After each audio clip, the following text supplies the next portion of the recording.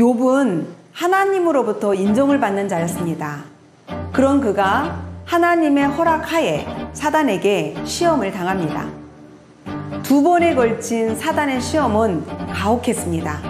가진 것을 전부 잃게 되고 자녀들도 모두 잃었습니다. 자신도 온몸에 종기가 번졌습니다.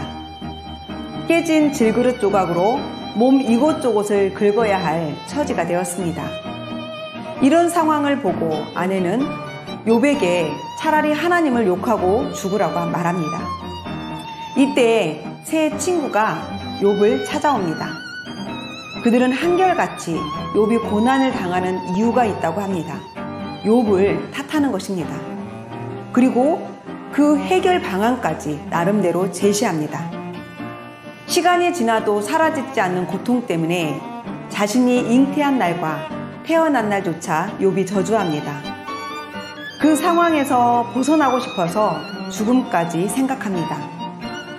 친구 엘리바스는 욥이 죄 때문에 망한다고 말합니다. 욥은 거의 모든 것을 잃었습니다. 이렇게 망한 데는 이유가 있다는 것입니다. 그것은 바로 욥의 죄 때문이라는 것입니다. 그러므로 하나님 앞에서 기도하면서 그 죄를 드러내라고 합니다. 회개하면 회복할 것이라는 것입니다. 보편적인 충고이기는 하지만 특별한 상황에 처한 욥에게는 너무 거리가 먼 권고였습니다. 이에 욥은 자신의 의는 건재하다고 말합니다. 친구를 원망하며 죽음을 소망합니다. 빌닷은 자녀의 죄를 탓하고 소발은 욥의 지각 없음을 탓합니다. 하나님은 불의를 행할 수 없으니 자녀가 죽은 것은 그들이 죽을 만한 죄를 지었기 때문이라는 것입니다. 인과응보가 빌닷의 판단 기준이었습니다. 하나님께 기도하면 다시 돌보실 것이니 하나님을 잊지 말라고 합니다. 이때 빌닷이 욥에게 권고합니다. 내 시작은 미약하였으나 내 나중은 심히 창대하리라. 소발은 욥을 미련하고 어리석다고 비난합니다. 하나님을 아직 잘 모른다고 합니다. 내가 하나님의 오묘함을 어찌 능히 측량하며 전능자를 어찌 능히 완전히 알겠느냐. 2번째 논쟁이 시작됩니다. 악인에게는 고통이 있다는 인과응보 사상으로 엘리바스가 욥에게 대응합니다. 욥의 반응에 빌닷은 욥을 비난합니다. 빌닷도 욥을 쏘아붙입니다.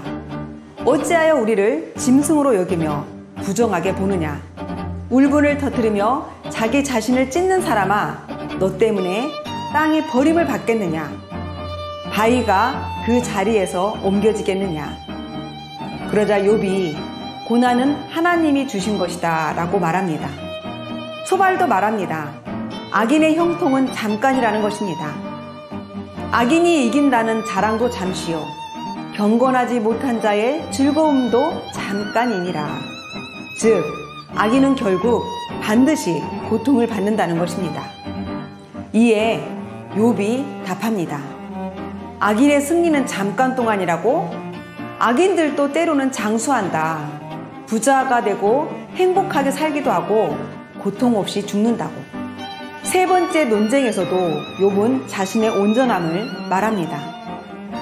엘리바스가 욥을 향해 오만하고 독선적이라고는 하나 여전히 자신의 의를 하나님께 호소하고자 합니다. 그러자 빌닷이 어찌 인간이 하나님 앞에서 의롭다 할 수 있느냐라고 힐난합니다. 그럼에도 욥은 죽기 전에는 나의 온전함을 버리지 않을 것이라고 합니다.